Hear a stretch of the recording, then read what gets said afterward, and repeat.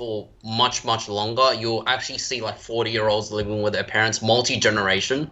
Mm-hmm. So you have like 40-year-olds with 10-year-old kids, and the grandparent sort of takes care of them because childcare is too expensive. Every time the government subsidizes it, it becomes expensive in the long term. So in the first year, second year, it may be cheap, right? Okay, the childcare, let's say it's 5,000 a year. You subsidize $1,000. Okay, the parents pay 4,000. The government pays 1,000. But during the medium run, like 2 years, 3 years, it doesn't really make much of a difference. And then 5 years, it will go up in the long run. There's no point really. And you will actually see like in-laws making compromises. So you will actually see like father-in-law, son-in-law, sort of like living together, obviously with like the wife and stuff. Like for example, father-in-law, mother-in-law, the daughter, and then like the son-in-law. Like this will like be more and more like prevalent. So you either see like the man's family with the woman living with them together, or you see the man living with like the woman's family, like the wife's like mom and dad. Like this will become more and more common. The second prediction is that in 2025 there will be a massive like stock market correction, maybe a cryptocurrency correction, and possibly a commodities correction similar to 2020.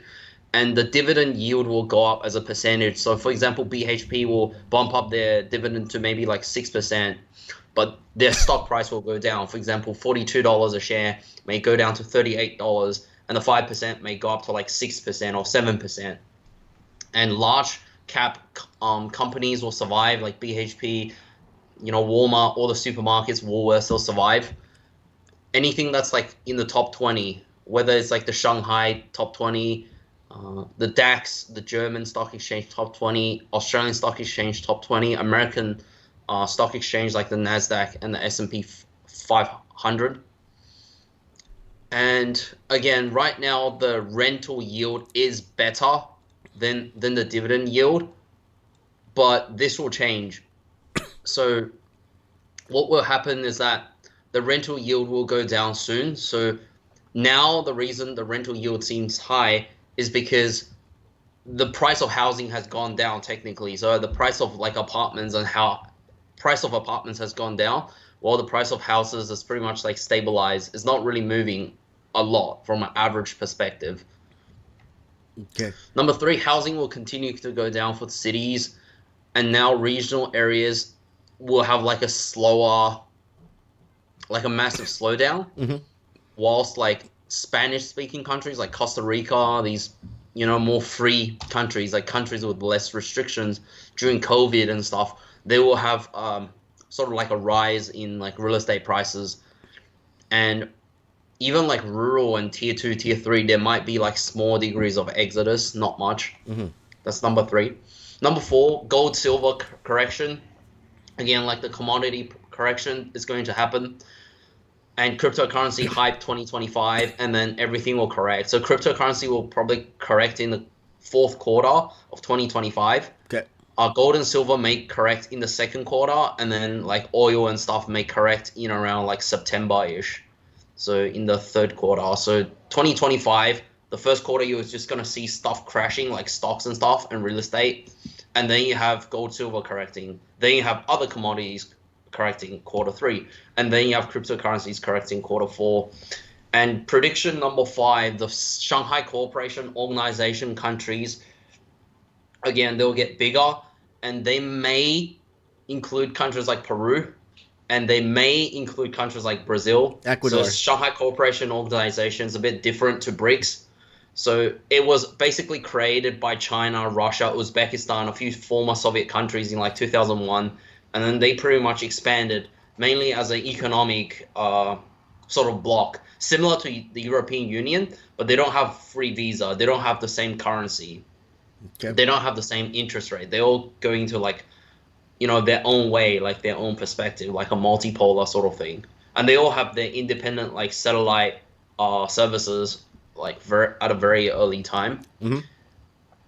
Number six, I predict there will be more recycling materials and more domestic production of materials. So, like the chip shortages, rare earth mineral shortages, people will try to produce themselves. and even Saudi Arabia is, getting into the game, and MBS, Mohammed bin Salman's finally like reforming the country, allowing women to drive, trying to build semiconductors in Saudi Arabia, even though Saudi Arabia have no rare earth, but they will somehow maybe buy rare earth from China, or buy from like Russia, and what they give in return is probably like oil to China, because China doesn't have oil, but Russia has oil. So Russia is going to give them probably like maybe like meat, or maybe things like agricultural products, because Saudi Arabia doesn't have anything. You can't really grow anything, it's just desert. So I think Russia is going to like Vladimir Putin is gonna try and like entice Saudi Arabia into like joining his bloc, and this is why like China wants like peace with between Iran and Saudi Arabia, and Russia wants that as well, because Russia has like a lot of agricultural potential, even though like Ukraine's like it's full of a disaster, but Russia has a lot of places like Astrakhan, which is near the Caspian Sea Delta, and places like Tyumen, Chelyabinsk, a lot of agricultural places, so Russia can sort of like export and sort of like replace Ukraine as like a wheat exporting country. That's my prediction for the domestic Ukraine was the production. breadbasket for ages, right? For ages. I think Russia's gonna take over. Russia's already taken. They've already claimed a couple of hundred square miles already. Yeah, they've already taken Crimea, Zaporozhye, Kherson, Luhansk, Donetsk. So Ukraine's not gonna get it back. Like Zelensky knows it. He's got to surrender territory for peace. He will. For peace. He will. I think he will actually be forced to actually surrender territory, and then Trump will. Trump and Elon Musk will just like be the hero of the day, saying, "Oh, we assisted in peace," but this was like happening, like it was going to like end up like this regardless. And then it was set up to fail from the beginning, Tommy. You know this. Yeah, it was set up. Yeah, and that's why I sent you the picture. If you open it, it will be much easier to explain. It otherwise be really hard to explain. I'll open the picture in a second because we got your face up here. Are those your predictions? I have a few more, and that's pretty much it. I have a few more. Give me 4 more predictions. So this is the sixth prediction. It's like domestic production of materials, and countries will like make their own, maybe make their cars. I'm not sure about what America's going to do. I'm not sure what Australia's going to do, but Australia may make things like maybe like bikes, or like cheaper cars. Not really vehicles, but vehicle components. They may bring manufacturing back, like Albanese. He might bring it back. You don't know. He might bring it back. It's the Liberal Party that's here's the problem, Tommy. The problem is the government needs to step out of our lives and allow the private citizens to create and fabricate their own parts production in Australia. Yeah. And the government regulation could go to hell and stick it up their butts and let the people make their car parts if they choose to make the car parts. Forget governments rolling in jobs. The governments create more bureaucracy and red tape. Australia needs to fabricate its own car from scratch. They need to make the tires, the rubber, the tires, the brakes. It was a big mistake. Look, the car's been around for over 120 years. All they have to do, Australia has to do, is get a design team, make a car, Australian-owned, built by Australians, and Australian loves their people, and keep an Australian employed and buy a car from an Australian. And that's it. Yeah. All they have to do is make one car, maybe a sedan and maybe a family or something, or a minivan, and be known for that, and have a million... Australia should even make rare earth minerals. Like, we can even make, like, our own iPads and stuff, because we have a lot of rare earth minerals. But the government isn't, there's no, like... This is why, I'm not trying to be pro-Albanese or anything like that. The reason I say Albanese is better than Peter Dutton is because on the Liberal team, right, a lot of the people in the Liberal Party, like the Scott Morrison people, they were, like, in favor of the cash ban. They were giving more stimulus to the housing. So things like, super withdrawals, and, now they're doing things like essential worker loans. That's just propping the demand side of housing. They're not doing anything to the supply. Right. So this is why I think if it's Labour or Liberal, Labour is better than Liberal. If you're like choosing one of the two sides, which is better, like apples versus bananas, or like one good apple versus one rotten apple, if you're comparing it that way. Right. Yeah, and because a lot of these labor people, like for example Chris Minns, the premier, is actually part of the labor right. So there's like, it's like hybrid politics where you have combined like different features, right? It's like a hybrid. It's like you combine different features into like one entity. For example, green eyes and blue eyes creates like greenish blue eyes, right? Like in like, like fireflies or something like that, like in biology. But in terms of politics and economic models and religion, it's like they're taking like some of the left perspective of like Gaddafi's kind of like socialism or Saddam's socialism, and then they take like right wing politics in terms of like the family, social conservative values. That's like hybrid politics. And you have countries like Kazakhstan, Uzbekistan, these are all like hybrids. Even Russia's a hybrid government. China's a hybrid. But like they have different types of hybrids. It's not like one hybrid. They're all hybrids. Like one capitalism, they're all capitalism. They have like different models, different perspectives. So Okay. what I think is that with the labor right, for example, Chris Minns, he's actually fixing up the train lines. He's actually fixing it up. But the reason there's a lot of strikes and stuff is because the unions want him to be thrown under the bus. They want to throw Minns under the bus because Minns wasn't part of this union crap. It's just like Portugal, who wasn't part of like the big banks, like the World Bank and all that, or like Gaddafi wasn't part of it. So Right. the union wants to get rid of Minns and install someone who's labor but who's pro-union, because Minns is sort of like neutral-ish, but he's like fixing up, he's building like the metro, like he's finally like finishing most of the metro. It's like completed. He's quite ambitious as well. He also wants to build the metro like North Burwood, North Strathfield. So they want to build another line of metro. So that he's actually building new infrastructure and fixing up existing infrastructure. And the reason there's a lot of disruptions is because it like you will have to sacrifice something to get some things. Like you have to sacrifice your time to build a business. But in his case, it's also because of like the mess left by like Gladys Berejiklian and previous government. So he's Previous like governments. fixing it up. Hold on, Tommy. We're going way off topic here.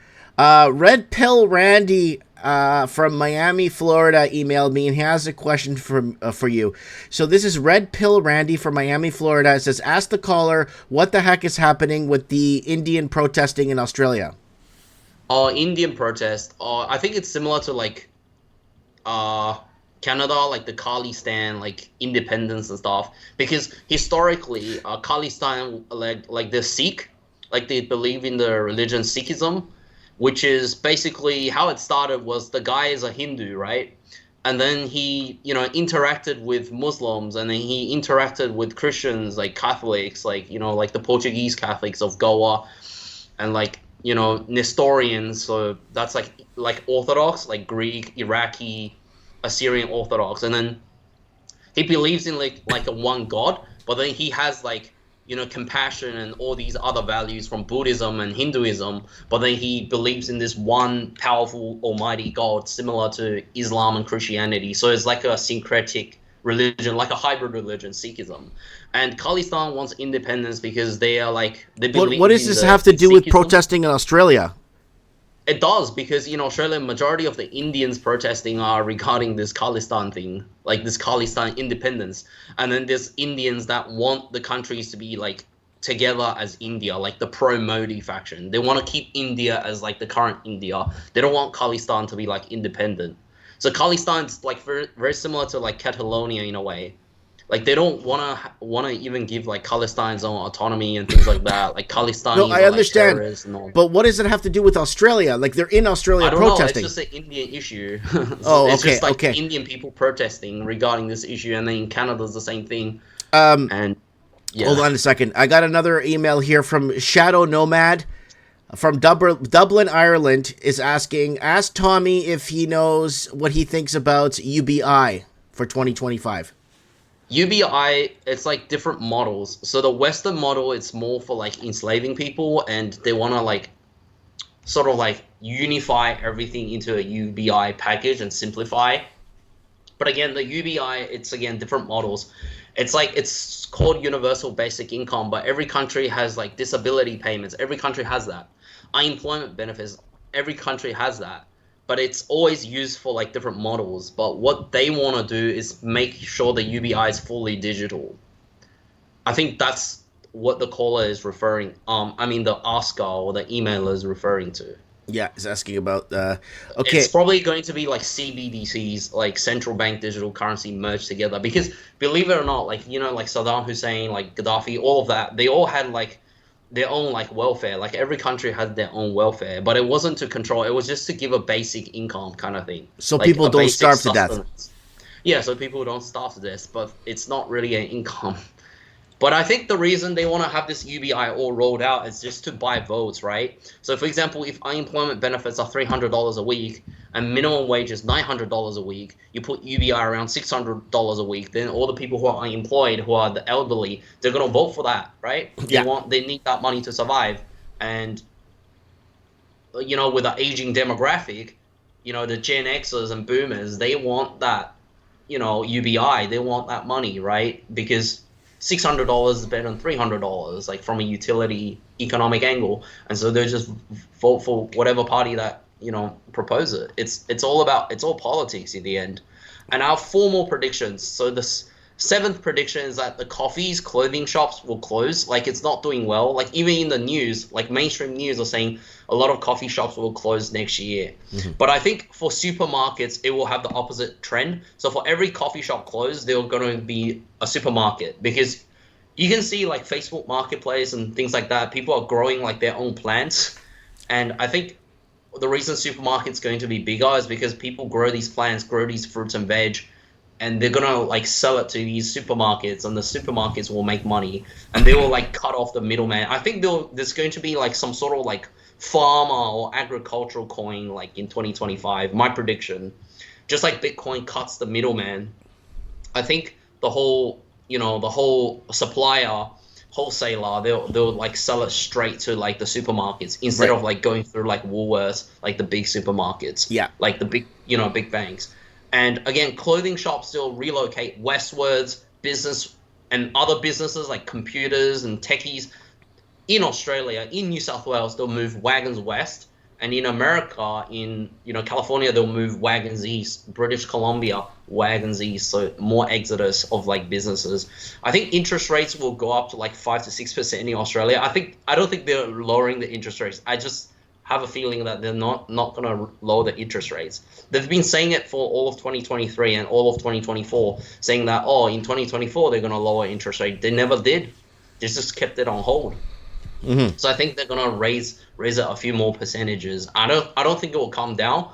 Let's say if it comes down, it's gonna come down to like 5% or 4.8 or something like that. I don't think it's gonna come down historically speaking. Even if you use like Japan as an example, or like some of the European countries as an example.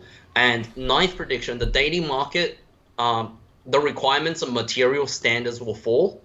So as you said, Mike, people are going back to families. This links back to prediction one.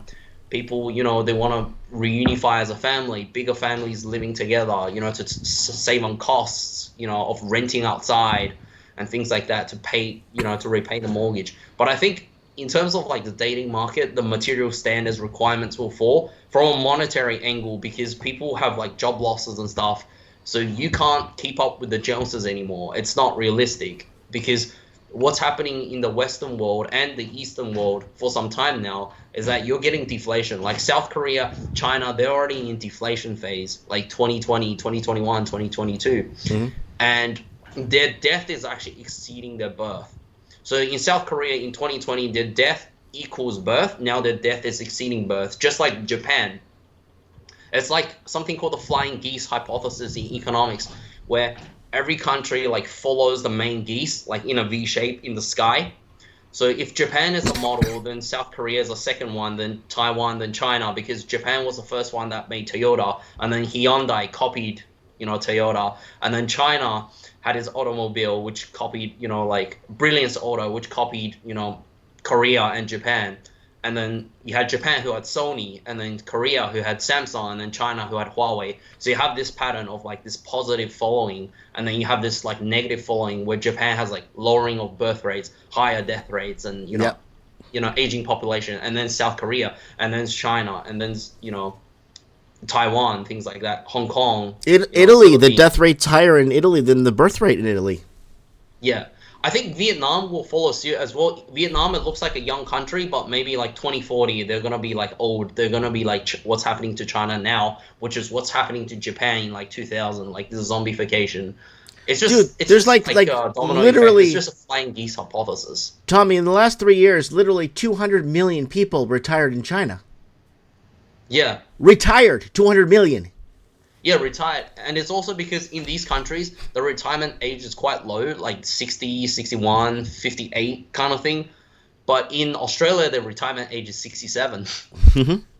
It's quite old. And they want to make it 70 in 2030. They want you to, work longer to pay taxes, which is, yeah, to fix up their deficit.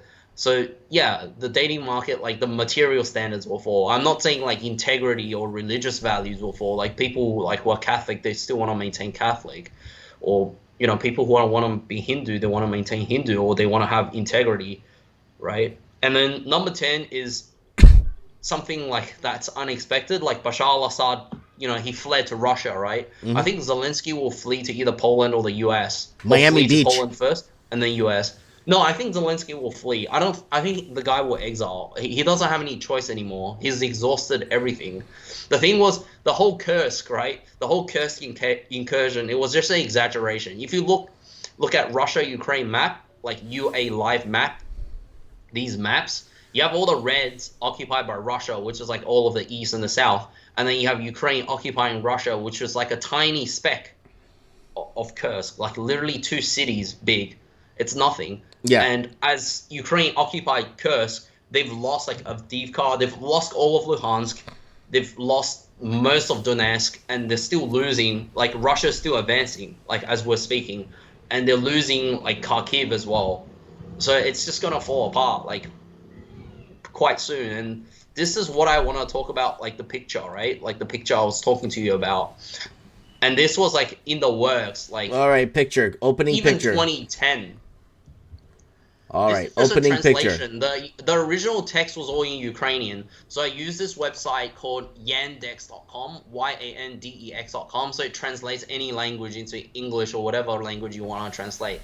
So it's just like AI detects a language. So it's actually detected as Russian because Ukrainian is actually a Creole, believe it or not. It's actually a mix of Polish and Russian.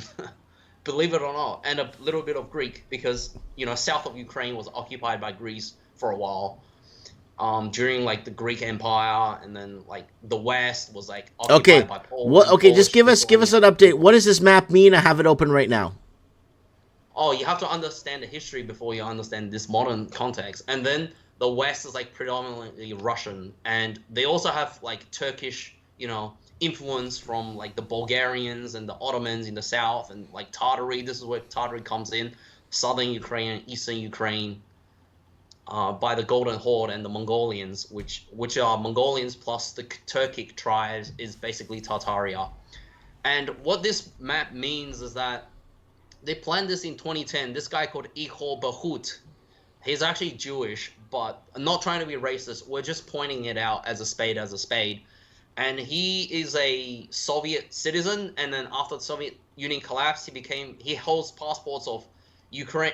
He holds passport of Israel, Russia, and Kazakhstan. I think he renounced his Ukrainian citizenship because Ukraine doesn't allow multiple citizens. So he said there was a plan, like even before 2010, to actually break up Ukraine as a country. Just like, they want to redraw, the Middle East, like Condoleezza Rice. So they wanted 2014 to 2019 be the fragmentation period. So that's when Ukraine is basically breaking up.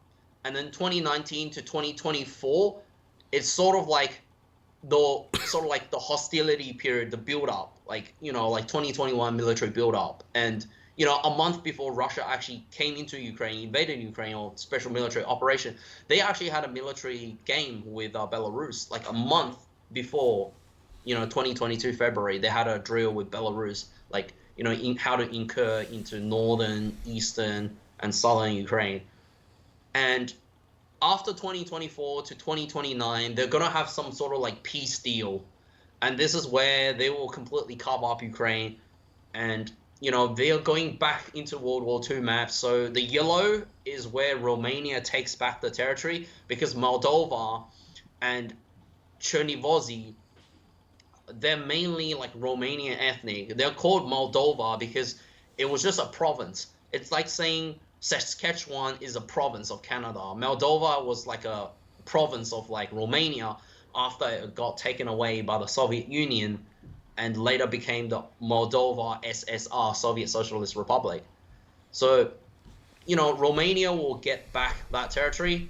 The Transcarpathian is occupied by Rusians, so Rusyn. So they're like similar to Russians and Ukrainians and Belarusians, and they want to secede and rejoin Hungary, just like 1939. And Poland wants back Western Ukraine because that was part of Poland, prior to 1939. Mm-hmm. So this was like in the beginning, and there was like a 1 hour video of Ihor Bakut like talking about it. It's all in Ukrainian, but you can just click CC so it translates into English. And he said the goal was to actually provoke Russia into destroying the so-called Bandera Stat. And the reason they call it Bandera Stat is because a lot of people in Western Ukraine, they have the black and red flag, which, symbolizes Western Ukraine nationalists and, Stefan Bandera, who was, in a sense, hated by Eastern Ukraine but loved by Western Ukraine. But in a neutral angle, he was sort of like an anti-hero. So he's not like a villain, but he's not really a hero, but he has the features of a hero and a villain. So he's like a hybrid kind of thing. So the reason, like, they hated Bandera because he collaborated with Hitler and all of that in like the 30s and 40s. But Bandera wanted like a sort of like independent Ukraine by itself, like similar to Croatia, like independent state of Croatia in World War II. They wanted like its own thing. And yeah, like even like Hitler and Mussolini and like they didn't trust Bandera, and even like the Allied forces, they wanted to use Bandera against the Soviet Union or even use Bandera against the Nazis, but they never really trusted like Bandera. So it was like a sort of like a three-way war sort of thing. It's just like the Chetniks in Serbia. It was like a three-way sort of thing. Like sometimes the Chetniks are with the partisans, sometimes they're with like the Axis forces, sometimes they're like on their own sort of thing, like anarchists in a way. And so central Ukraine will become like the real Ukraine, like modern Ukraine, and North Ukraine and LDP. So LDPR is the Republic of Donetsk and Luhansk, People's Republic of Luhansk and Donetsk. So that will be like absorbed into Russia. And the Northern Republic of Ukraine will probably either be absorbed into Russia or become sort of like a neutral state, like a buffer zone. So that's what I predict. What I predict will happen. But what they want is basically Ukraine to be broken up into like Yugoslavia. But what I think is that Poland, Hungary, they will actually move in to actually absorb that territory. And then Russia will absorb all of North and East Ukraine. And then the Heavenly Jerusalem, which is the South, they'll just sell it to Israel. I know it sounds like crazy. They will actually sell it to Israel. So Russia and Ukraine will sell it to Israel, like Netanyahu, and then the Israelis will move there. And even like if you're talking about Russian interference, right? There was no actual Kremlin interference in the U.S. election, but there was Russian private sector, Russian oligarch interference. So these are the people that don't really have a party, or they have a party because, they want, political benefits or trade concessions. They're not really interested in politics. They're just interested in money. And the Wagner guy, Mike, the Wagner guy, right? Like Prigozhin. Yes. Prigozhin, yeah. He was on the phone saying, like in the radio, I even sent you the video. He said, Biden and like Putin like both contacted him like regarding this Ukraine issue or something, and then Biden needed to actually win the 2020 election. And Mike, you're right. You were saying like Biden's rigging the election. He did. You can't even like have him like Biden should be arrested for treason. Doesn't matter if it's Russian or if it's like UK or whatever country's billionaire that influenced Biden. This is like treason. So what happened was Prigozhin and Biden were a telephone call, and Biden was desperate to win, right? He wanted to win because, again, America was like no confidence. So Prigozhin was like, yeah, we can do that. We'll rig the elections. But then Biden, you have to promise us like a people that is not hostile to Russia. And so what they mean by not hostile is they want to put Israel there. And then this is where Israel comes in. And then Trump, he's like very, very pro-Israel. And then the reasons Trump says he's going to make the perfect plan is because Trump knows this whole plan as well. Like you were saying, like they were on the same team. They're all in this together. Even Elon Musk knows this. Mm. Yeah, and the reason they want to do it is to displace the Ukrainian, like the innocent people in the middle, you know, not just geographically, but morally and like politically, like just innocent civilians, push them into like the western parts or forcing them into other countries. Because Ihor Bakut was saying, how do you make Ukraine a country with the same GDP per capita, per person, as the same as Switzerland? So you have to either increase GDP or you have to reduce the population. So they reduce it through things like euthanasia, all of that, or just forcing them out. So they're trying to force all the Russian ethnics into Russia, and they're forcing like people into like Western Ukraine. That's the only way to make like Ukraine's like GDP like on a per person basis. For example, Australia is like 40k or 50k per person, for example. They're trying to make that happen. That's what they want to do. And the reason Israel wants southern Ukraine is because of the minerals. It's because of, you know, all the soil and all that. It's not because of religion. Like the whole New Jerusalem thing, it's not because of like actual heaven or like biblical, you know, it has nothing to do with that. And if people think of it from that sort of like very religious angle, then I have to say they're stupid, because it's not. It's actually, they want the whole Jerusalem they're referring to is in Ukraine. And they even said like 2029 to 2049, they're going to build this whole Ukraine, like North Ukraine, South Ukraine, which is like heavenly Jerusalem, into like this AI sort of UBI state. They even admitted it, and they say like the old people, the pensioners, they're just going to get 500 euros a month. Like this is all on YouTube.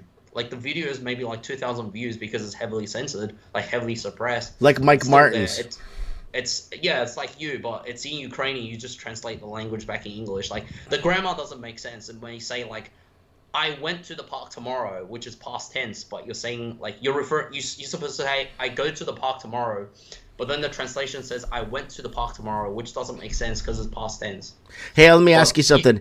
You saw my Tartarian Empire, because you brought up Tartaria. You saw my Tartarian Empire documentary. Yes, I made, right?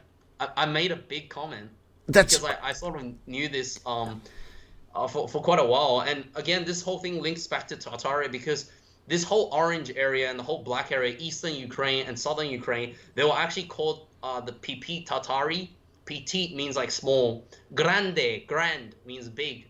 And now, if you go on the Portuguese maps, from the 1500s, it's called Tartaria Occidental y Tartaria Northwest or something. It's on the map. I actually took a photograph from one of my rare books I have that was published in 1830 with the map, the Portuguese map of Tartaria. I put it on that documentary. You saw that, right?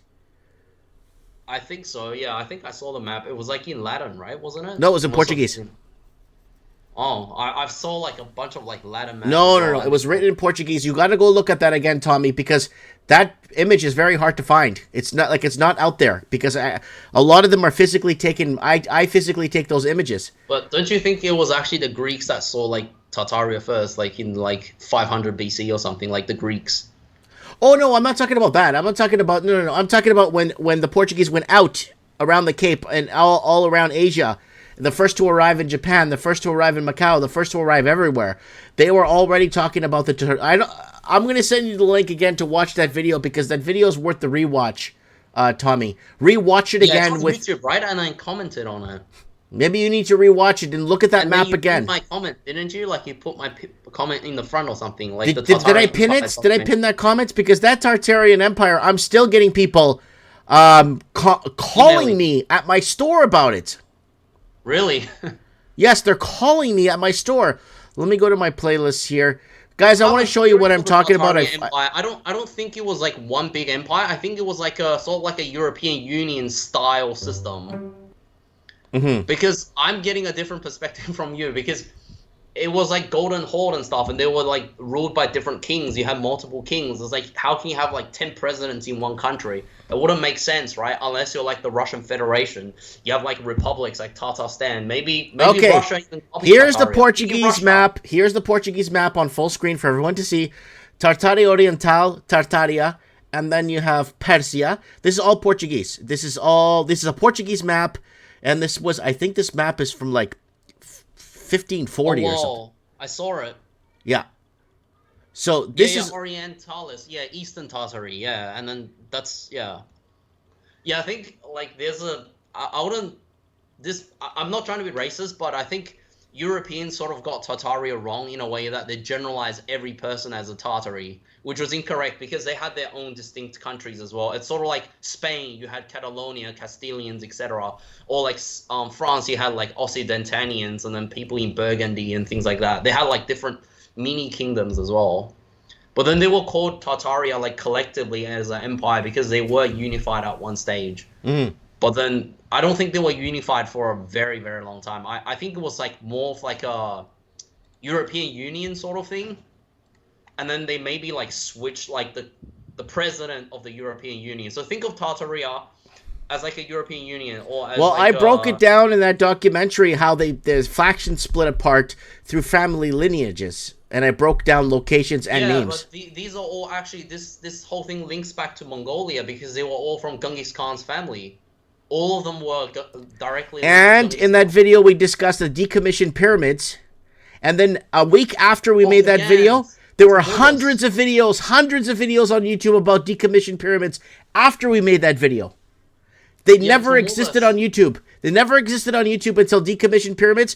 After I made that video, there was about 94 videos the week after about Decommissioned Pyramids, Tartaria. Woo! Yep. Yeah, they're all copying you. Woo! Yeah, Tommy, you know, you've been doing a good job keeping me posted on who's copying me because you keep sending me screenshots. This guy's copying you. This guy's ripping you off. This guy's doing this to you. This guy's stealing your idea. This guy took this entire video. Yeah. Russell Brand. Oh, yes, I want to talk about Russell Brand. The reason Russell Brand wanted to be baptized is because it's for political reasons. He doesn't care about God. I'm sorry if I offended you. No, you're not offending me. That guy's an idiot. That guy finds... Just like Andrew Tate converted to Islam, it was just all for the money. It was all for more followers. That's it. Of course it is. He just wants more Muslim audience. This is how this whole thing works. You know how influencers, just like presidents who are like in like, you know, like political campaigns, right? Mm-hmm. Like the campaign manager tells them like how to aim for a demographic. Mm-hmm. So they tell Trump, they tell Biden to aim for like Latino families. They want to get their support. So how Andrew Tate does it is he's aiming for like the Muslim community to get their support, right? They're going to buy his t-shirt. He's going to get a raise and things like that. Yeah. It's all for money, just like Russell Brand. And I want to make one thing really clear is that there's actually a massive controlled opposition Christian group called like the Evangelical Pentecostal Movement. Mm-hmm. And they believe slightly different to normal Christianity. So in normal Christianity, you have the Bible, you go to church, it's all serious, right? Mm-hmm. But with Pentecostal, they believe something called talking tongues, and then they just like, la, la, la, la, like make like tongue noises. And they think that they're talking in tongues, and they don't believe in things like, you know, going to a hospital. They just believe in prayer. Yeah. They just holistically believe in prayer. Look up these Pentecostal groups. Even look up Pentecostal gangs, Pentecostal criminals, Pentecostal drug dealers in Brazil. Like they actually destroy like churches that are not Pentecostal, like for example Catholic, or they destroy like African like beliefs, like traditional beliefs, or like indigenous temples to get this whole like Pentecostal thing started. And you know what's really funny about these Pentecostal groups? They're very, very pro-Israel. Very, very pro-Israel. Like very pro-Netanyahu. Yeah, they're getting backing. And did you know who else is part of this? Milei of Argentina and yes. Bolsonaro. Did you know that? Yeah, they've been part of that sect for a long time now. Right. Even Brother Nathaniel, you know Brother Nathaniel, right? Yes, I've seen his. He's exposed this like whole Zionist thing since the beginning. The whole Pentecostal thing is very Zionist, and the reason they attack Catholics, they attack Anglicans, they attack Lutherans and stuff like that, it's because they're very neutral. They're not really part of it, or they're not pro-Israel. That's why they attack. And the whole Pentecostal evangelical, it originated from Lutheranism, but originally it was just like a normal sect kind of thing. For example, like you have Orthodox Church that's split into splinters, or like Catholic, you have like French Catholics, Portuguese Catholic. It was sort of like that. But then the Pentecostal, they became like something called a mega church. Like they're just there for the money. They're never there for like anything real. They're not there for religion. Kind of reminds me of a guy named Joseph Smith that created a religion so he could marry 50 women. Mormons. He married 50 women and Jehovah's Witness parts of that. Yep. It's just the same thing. Yeah. It's just like Mormonism. It's just like Mormonism. It's just like it's just for the money. And I wanna try and find your like Tartaria Empire video as well. I wanna actually try and see what I actually wrote, because you know what's funny, because they're all in the Borgian family. Like all the Tartarian, they're not emperors, but they're all Khans, but they're all part of the Borgian family, who originated from Genghis Khan of the Balos Tian tribe of northeast Mongolia, south of Lake Baikal, west of the Hulunbuir Lake of China, just like in that area, near the Donod province, which is the eastern province of Mongolia, if I was to be geographically precise, the Donod province of Mongolia. And and with the whole Tartarians, it's like the map, right? I even did research on like the 1300s of Tartaria and the 1300s of the Golden Horde. The map like actually matches it identically, like the borders. And did you know that Asia was actually, like the Sea of Azov, like along the Don River and then the Volga River, that was actually part of Asia. It wasn't actually Europe until, because like Tartaria was regarded as part of Asia, but then, the Russians expanded and then they moved, the Asia border from the Don River and the Volga River completely to the Volga River, and then they moved it to the Uralic Mountains and the Ural River. That's why you have like the modern like European map. But Tartaria itself is actually a Asiatic like empire. It's not actually like European, because all the cultures and all that was actually I know that, Tommy, I know this. Rewatch my Tartaria video, because I have words. But Russia was trying to suppress Russian Empire was suppressing this, and the Soviet Union was suppressing this. I understand that. But I have journal entries from Portuguese sailors, from journal entries that are in that documentary. Anyways, Tommy, I've been talking to you for over an hour, almost an hour now. I'm going to let you go. See if we get one more caller in before we wrap up the show. Can I finish really quickly? Did you know that when the Golden Horde broke off into Crimea, Khanate and all these other Khanates, the Crimea, they had like Petite Tartary, which is small Tartary, and then you had Grand Tartary, which is greater Tartary. And the Petite Tartary, they use the three birds, like the three owls, like the owl, like those black birds with like big eyes that look like a cat, like owls that they catch mice. They have the owl on like a shield sort of logo, just like like the Bourbons, like the Fleur de Ris or something, like the French like logo. They have that owl symbol like in like Marco Polo, like when Marco Polo visited China. Marco Polo never existed, bud. Outfit, like a Mongolian Marco outfit, Polo never existed. Like, there's no proof of Marco Polo's existence. A lot of his transcripts and his writings were written several hundred years after his death. Marco Polo never existed. Christopher Columbus, all his writings were in Portuguese. He never. Wait, do a video on Marco Polo. This is the first time I actually heard about this. Christopher Columbus never went to Italy, never spent any time in Italy, was not from Italy.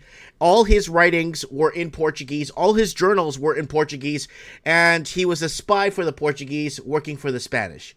The Spanish would have never hired him to go west if he was a Portuguese, because Spain and Portugal were basically on. Watch that video again. The Columbus files. They were on. They like divided the world into like Portuguese influenced world and then like Spanish influenced world, and Portugal controlled. Like, Marco Polo never existed. It's a myth. He never existed. There's no proof of him. Same thing with Columbus. Really? Why was Columbus addressing the Spanish courts in Portuguese? Why was all his journals in Portuguese if he's an Italian? Yeah. It makes Oh no. no, He the he part married it's a woman from like the Portugal. Columbus part I understand because of your video, but I don't understand the Marco Polo part.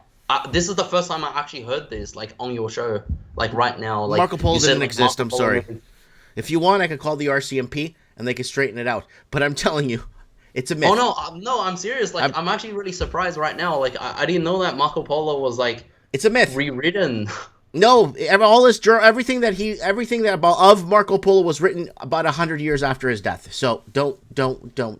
So you're saying Marco Polo the person never existed, or Nope, like the doesn't story's exist. been Myth, changed? myth. Really? Holy crap. Mike, could you make a documentary on Marco Polo and the myth? Like similar to the Tartarian, like Yeah, the I could bottom do something argument? about that. It just Yeah, takes just time, Tommy. And if social no, I media, actually like your like I'm serious. I actually want to say this in front of everyone. I actually really like your documentaries. I actually really like them. well, I'm giving you a perspective. I'm not giving you the English perspective. I'm not giving you the Spanish perspective. Yeah, I I'm don't giving need you the the English port. perspective. Everyone knows the English perspective. Right, I'm giving you the Portuguese perspective through exploration and all that stuff. Right. So I'm But the giving thing you. is, like the Portuguese one is all documented properly. The problem with the English perspective is that it's all Mickey Mouse. Mhm.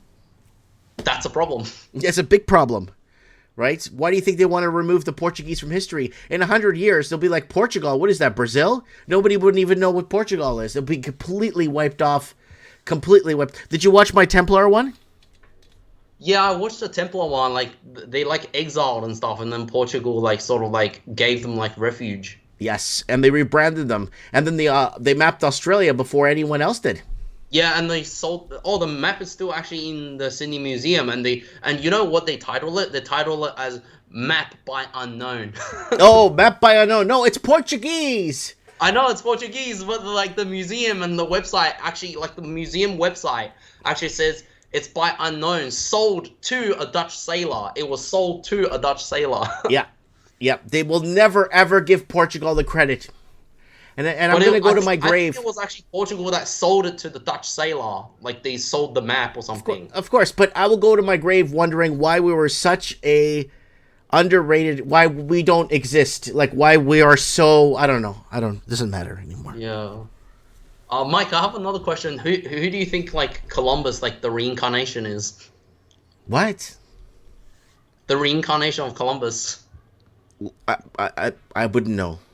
Why, is there somebody going around social media saying he's a reincarnation from Columbus? Oh no, I'm saying like, do you think like Columbus is like who do you think like in the modern day is like if it's like Columbus like it's like reincarnated to like today's age?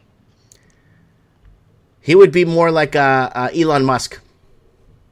Really? Taking But different I heard Elon sides, Musk is the reincarnation following of the Thomas money, Edison. taking different sides, betraying people, falling apart, bullshit here. And then, if Elon Musk, when he started that Tesla company, if he was protesting, we can't have this in schools, we can't do this, we can't do that, his Tesla company would have went down the drain. But he had to follow the money. He had to be a Democrat first, get the money, move forward. And then now that the pendulum swung back, he's telling everybody what we need to know, which is obvious, but he couldn't say it 5 years ago because he would have lost everything.